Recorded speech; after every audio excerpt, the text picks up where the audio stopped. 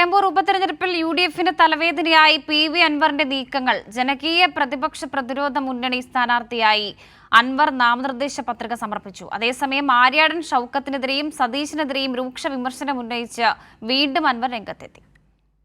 യുഡിഎഫിൽ ഘടകകക്ഷി ആക്കാത്തതിലും ആര്യാടൻ ഷൗക്കത്തിനെ സ്ഥാനാർത്ഥിയാക്കിയതിലുമുള്ള പ്രതിഷേധമാണ് അൻവറിന്റെ തുടർ നീക്കങ്ങളിൽ. പ്രതിപക്ഷ നേതാവ് VD സതീശിനെതിരെ അൻവർ ഇന്നും രൂക്ഷ വിമർശനം ഉന്നയിച്ചു. ആരെയും ബഹുമാനിക്കില്ല, അഹങ്കാരത്തിന് കയ്യും കാലും വെക്കുക നമ്മൾ കേൾക്കേണ്ടത്. അതും വിട്ട് ഒരു ഹിറ്റ്ലറിസത്തിലേക്ക് അദ്ദേഹം പോയി എന്ന് ഞാൻ പറഞ്ഞു. കൃത്യമായൊരു ഹിറ്റ്ലറിൻ്റെ രൂപമായി UDFനെ അടക്കി വാഴുകയാണ്. കേരളത്തിൽ മന്ത്രിയായിട്ടുള്ള ബഹുമാന്യനായ ലീഗിൻ്റെ അഖിലേന്ത്യാ ജനറൽ സെക്രട്ടറി കുഞ്ഞാലിക്കുട്ടി സാഹിബിന് പോലും ഒരു പുല്ല് വില കൽപ്പിക്കാതെ, കോൺഗ്രസ് ആർക്കും KC വേണുഗോപാലിന് പോലും അദ്ദേഹത്തിൻ്റെ മുന്നിൽ അദ്ദേഹം പ്രയാസപ്പെട്ടത് നമ്മൾ കണ്ടതാണല്ലോ. ഈ UDF നേതൃത്വം രക്ഷപ്പെടണമെങ്കിൽ ഇപ്പോൾ ഒറ്റ കാര്യമേ ഉള്ളൂ. ഈ പറയുന്ന VD സതീശൻ്റെ ഇന്നെടുത്തുകൊണ്ടിരിക്കുന്ന റോള് 26-ലെ തെരഞ്ഞെടുപ്പിൽ വലിയ തിരിച്ചടി.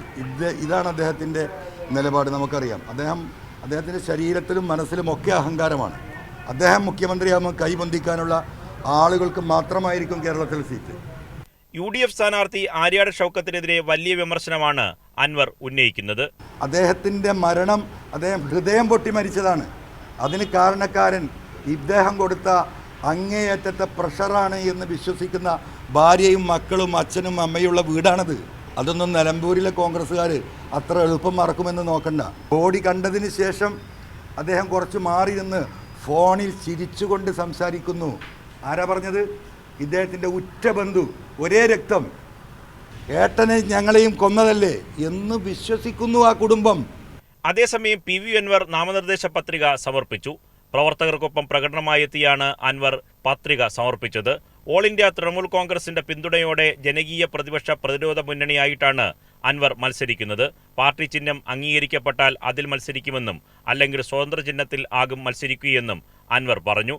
നിർഭൻ ചക്രവർത്തി, കൈരളി ന്യൂസ്, നിലമ്പൂർ.